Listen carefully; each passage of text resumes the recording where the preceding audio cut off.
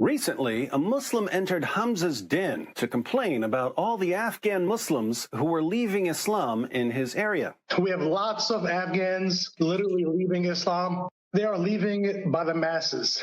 A lot of them, guys. A lot of them. It's crazy. A lot of them. A lot of them. Keep in mind, he's just talking about Afghan Muslims leaving Islam in his city. You know where else Muslims are leaving Islam? Everywhere there's an internet connection. For the past few years, Muslim leaders have been trying to figure out what to do about the massive numbers of Muslims, especially young Muslims, who are leaving Islam. Previously, according to me, when a person from Saudi Arabia or from the Gulf country went to America or went to Western country, the chances that they would deviate from the deen would be maybe 1 or 2%. That's it. But nowadays, the chances are more than 25%. Research show that over 100,000 Muslims leave Islam every single year. Pause that. We've corrected this before. Because, Muslims here, 100,000 per year, that's so many. As is always the case, Ali Dawah does not accurately reflect what he's heard or read or whatever it may be. The study that reported that was about apostasy in the United States, specifically in the United States. It was 100,000 Muslims leaving Islam every year in the United States. That's not counting Europe. That's not counting Pakistan. That's not counting the Middle East. That's not counting any of that. That's not global. So anyway, if it's 100, if this was already a few years ago that this study was done, it was in the United States, 100,000. I'm sure it's gotten worse by now. And then if you multiply that globally, you're dealing with a lot of apostasy, which is what the sheikhs are crying about. हम किसी जगह पे तौहीन नहीं सुने हम वो बदनसीब हैं. We are such unfortunate people that I have never seen blasphemy like this before. I couldn't imagine our enemies will sink this low. इस हद तक मेरा दुश्मन गिर जाए. Unthinkable is happening at the heart of Muslim countries. 7th biggest Muslim country, Pakistan. Muslims are walking away from Islam. 24% of Muslim youth are leaving Islam. 23% are becoming apostates of Muslims, American-born Muslims. Wallahi. 23%, you get the varying, and keep in mind, guys, this is several years ago that they were saying 23%, 24%. I think Zakir Naik said 25% young Muslims leaving Islam. And guys, that's not where it's stopped. That it's in the process of accelerating. And that's where they were at a few years ago. And keep in mind, we know about that stuff from Muslims who posted these clips of their discussions saying, hey, there are all these Muslims, they're in Muslim schools, they're leading prayers. Some of them have memorized the Quran and they're leaving Islam. What do we do about this? To all you sheikhs and imams and dawagandists who are watching, this is what happens when you use deception and manipulation and threats of violence to control people. It may work for a while. It may work for 14 centuries.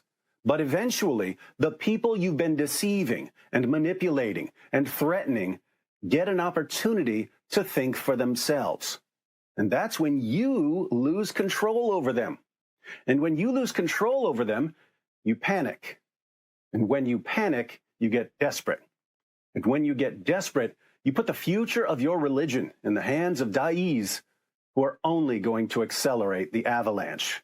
If you look just at the Quran, you will get the indication that you can have the 5-year-olds. How's that for a cup of cold Zamzam water in the face? Wes, one final question. Have you noticed, it was basically a few months ago, several months ago, I posted a video at the beginning of 2025 saying it's time for Christians to get excited about 2025. And I pointed out how the new atheism was like fizzling out because all the stuff that they said was going to happen if millions of people become atheists, none of it happened. And then you have what's called the avalanche of apostasy in Islam, meaning that the apostasy rates went from close to 0% like 20 years ago to like 26% right now. So they're panicking over apostasy and so on. And then there was a study. I did a show with a guy who did a study in the UK. What he thought was the same thing most of us would think, namely that each generation is becoming more atheistic in the UK. And he said it's actually the reverse. The oldest generations were the most atheistic, and the youngest generation is actually the least atheistic. Now,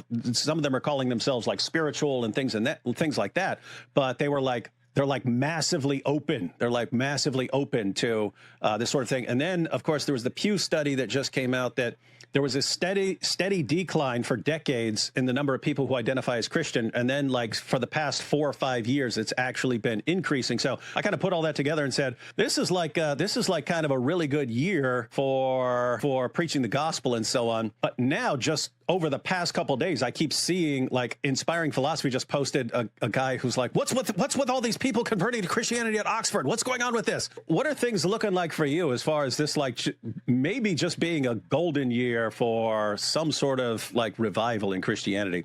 Yeah, I mean, I think it's God's providence that any of this stuff is happening. The fact that I was talking about Christian manuscripts on Joe Rogan is ridiculous. That Andrew Schultz was asking me about Bible discrepancies, like what is happening in this world, like, where it is very strange, but it's really, really cool to see. I think the inverse of what the New Atheists predicted in the early 2000s that would happen.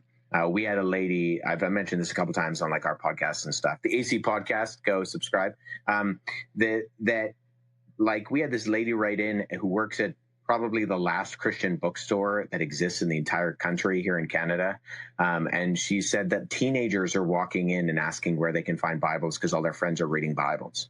It's like, that's not something that was happening when I was a teenager, right? The Bible was not trending when I was in high school or even during my undergrad. So something is clearly going on, and I think it's grassroots. I don't think you can manufacture these types of revivals.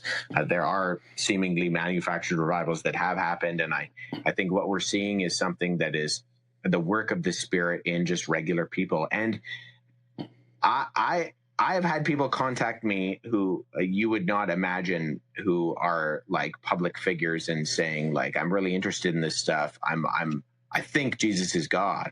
Can we have a conversation? And people who I wouldn't have, AP, is it guys like AP,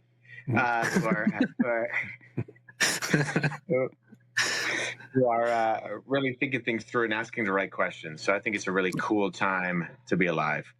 It is. Yeah, and I view it the same way as, like, providence. So I don't think it's just like a bunch of people deciding, hey, let's decide what to do now. It's more along the lines of like God saying, hey, you saw what you have your lesson on where all these other things lead to. Let me give you guys another shot right now. God is bringing Indian Muslims and Iranian Muslims and Egyptian Muslims to Armenia to hear the gospel and become Christians. Mm-hmm. When I was in Armenia, I was working with training a bunch of college students in apologetics. There was testimony after testimony after testimony of Indian students who'd come to Armenia to study to become doctors, who had through the work of the student ministry had come to know the Lord. And so they were in Armenia, they got their degrees, they became Christians, and then they were going to go back to India. As a matter of fact, some of them just didn't even know what they were going to do when they back to India, because now they're going to go back to their Muslim or their Hindu families and say, now I'm a Christian. We have Iranians coming to our church every Sunday. And on what I've noticed is that we have guests from Iran every Sunday as well. And it's always the first church they've ever been to, and we're really the first Christians they've ever met. And they're saying, we came here because we wanted to hear about Christianity. It's just like this place is just it's an amazing place where God is bringing people. Artur, as you said, he changes borders and he brings people to and fro, and he's bringing them here so they can hear the truth. These are good times. It's a weird. Everyone's like miserable and depressed about all the things that are messed up in the world. It's like, are you missing how awesome things are right now? If you want to reach people with the gospel, right when people are looking at the demographics and saying, "Oh my goodness, in 2050 it's going to take over this European city, and in 2060 it's going to take over that," and right before all those things happen, all of a sudden, Christians get open access to the Muslim sources, as Jacob was pointing out. It was hard to get sources back in the day. Now we have open access to all their sources that we can use to expose the lies of the Dawa guys. And all of a sudden, for the first time in history, we get open access to Muslims around the world, wherever they are. We can get to them at least through the internet. And it's like, so wait, right before all this stuff that you're terrified of happening happens, everything we could possibly need or dream of gets put in our lap. I could talk to a Muslim in Saudi Arabia right now while we're live if I wanted to on the internet. These are awesome times. So I look at this and I was like, wait a minute, right before all this bad stuff happens, everything gets tossed into our lap. I look at it and I say, hey, Islam, looks like the Almighty has delivered you into our hands. According to the Statistical Center of Iran's 2011 General Census, over 99% of the population of the Islamic Republic of Iran is Muslim, over 99%. And yet, we keep reading comments like this. Ex-Shia Muslim from Iran is here. You can't even imagine the rate of apostasy in Iran. And like this. I left Islam since I was 7. I live in Iran, and I can tell you 80% of us are closet non-Muslims. Now I'm confused. The Muslim government, which imposes a penalty for apostasy, says that no one is leaving Islam. And they know this because they knock on your door and say, are you still a Muslim? If not, we kill you. And people keep responding, yes, we're Muslims. Classic polling. But other sources claim that massive numbers of Muslims are secretly leaving Islam, and even that there's now a non-Muslim majority in Iran. So, who's right and who's stupid? We don't have to wonder, because the Group for Analyzing and Measuring Attitudes in Iran has done the research. So they conducted a digital survey where the people who were answering questions didn't have to worry about being for giving the wrong answer. Our results reveal dramatic changes in Iranian religiosity, with an increase in secularization and a diversity of faiths and beliefs. Compared with Iran's 99.5% census figure, we found that only 40% identified as Muslim. Only 40% identified as Muslim. This means that non-Muslims and possibly even ex-Muslims are now the majority in Iran. In contrast with state propaganda that portrays Iran as a Shia nation, only 32% explicitly identified as such, while 5% said they were Sunni Muslim and 3% Sufi Muslim. Another 9% said they were atheists, along with 7% who prefer the label of spirituality. Among the other selected religions, 8% said they were Zoroastrians, which we interpret as a reflection of Persian nationalism and a desire for an alternative to Islam rather than strict adherence to the Zoroastrian faith, while 1.5% said they were Christian. Here we can see the data visually. Shia Muslims have this part of the pie. Sunni Muslims have this part of the pie. Sufi Muslims have this part of the pie. Islam doesn't even get half the pie. Most Iranians, 78%, believe in God, but only 37% believe in life after death, and only 30% believe in heaven and hell. In line with other anthropological research, a quarter of our respondents said they believed in jinns or genies. Around 20% said they did not believe in any of the options, including God. These numbers demonstrate that a general process of secularization, known to encourage religious diversity, is taking place in Iran. An overwhelming majority, 90%, described themselves as hailing from believing or practicing religious families. Yet 47% reported losing their religion in their lifetime, and 6% said they changed from one religious orientation to another. Younger people reported higher levels of irreligiosity and conversion to Christianity than older respondents. Needless to say, these figures are not good for Islam. A third said they occasionally drank alcohol in a country that legally enforces temperance. Over 60% said they did not perform the obligatory Muslim daily prayers, synchronous with a 2020 state-backed poll in which 60% reported not observing the fast during Ramadan, the majority due to being sick. In comparison, in a comprehensive survey conducted in 1975, before the Islamic Revolution, over 80% said they always prayed and observed the fast. That is huge. Before the Islamic Revolution in Iran, before the mullahs took over the government, more than 80% of the population always performed their daily prayers and fasted during Ramadan. Now less than half the population performs their prayers and fasts. Once people saw what an authentic Islamic government looked like, they wanted no part of Islam. So whether it's Shia Islam or Sunni Islam, the vast majority of people do not want to live under an authentic Islamic regime. When Muslims see Islam in all its blood-stained glory, they can't leave Islam fast enough. First off, the Iranian government just did a study. I think it was released last year, where they are lamenting that 55,000 mosques are now closed. And so that's a big deal. Nobody's going to mosque. I think they'll make good churches. Yeah, absolutely. So you see practically, I just talked to an Iranian yesterday. I gave him a Bible in Persian. We talked. He's like, I want to read this. I've never seen one of these.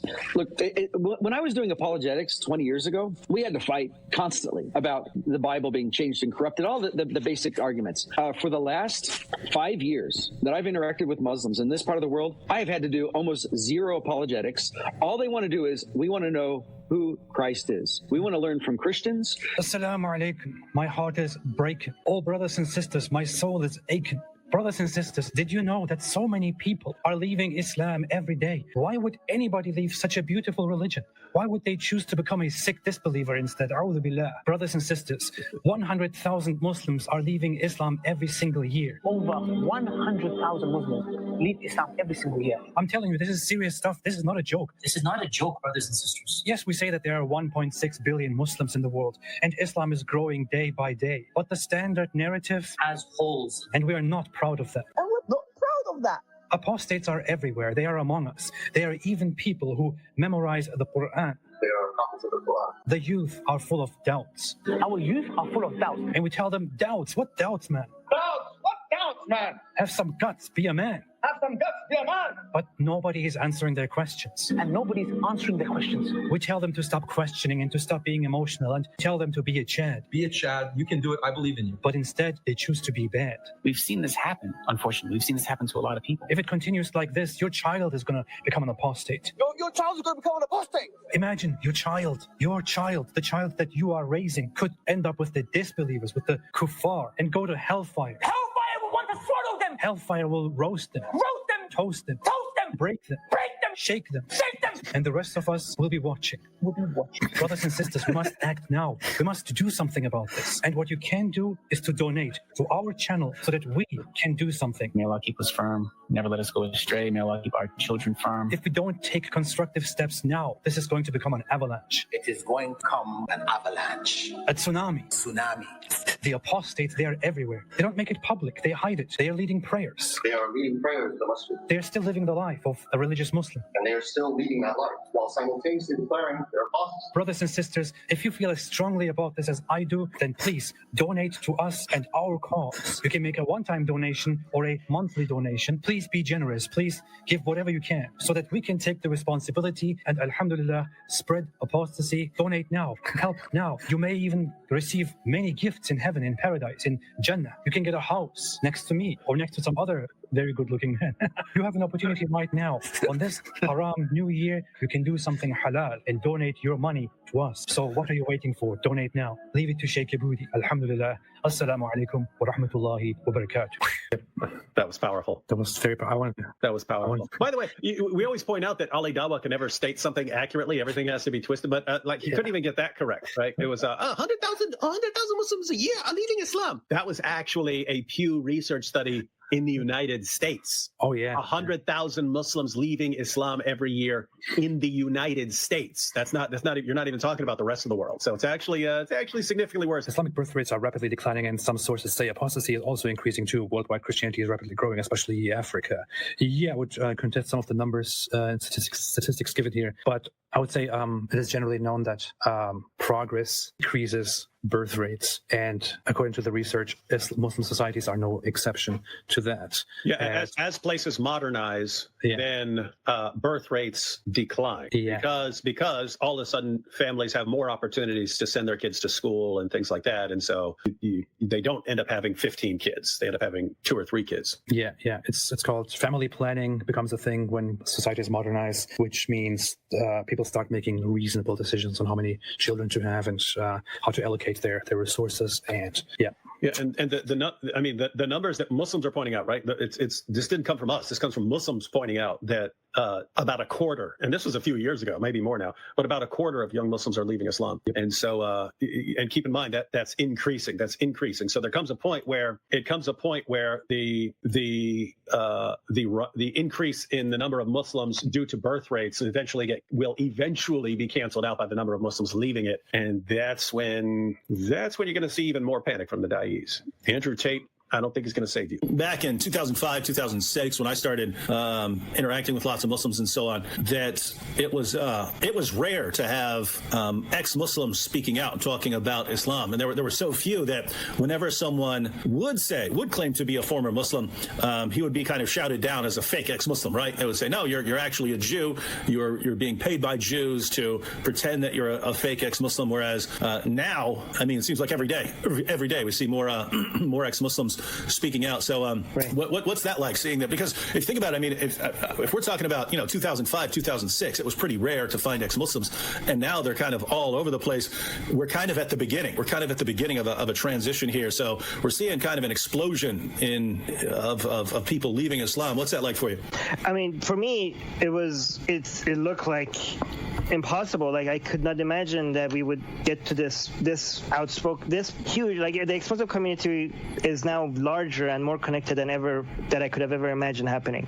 When I was growing up in Iran, we were told that, if anybody just reads the Quran, they will just become Muslim. That's all it takes. And nobody would underwrite, like, obviously when you're a Muslim, you will never consider leaving it because everything just makes complete sense. And the Quran is the most beautiful thing written. You just have to hear it. Even jinns, when the first time they heard the Quran, Muhammad, they just became Muslim. So we were, but then when we left Islam, we met other ex-Muslims, but we didn't think that we would ever be openly telling the world that we're ex-Muslim. You know what I mean? Like, we felt like, we have secret former Muslim atheist groups, right? And we just, kept on showing verses of Quran with each other and laughing at like how ridiculous it is and how do we never see this in the Quran? Because you have to understand, in Iran, when we learn about the Quran, and you don't read the entire, they don't put the entire Quran in front of you, right? You just pick verses and chapters that you're supposed to read. And even when you're reciting the whole Quran, nobody's paying attention to what they're reading, right? Everybody's just reciting it.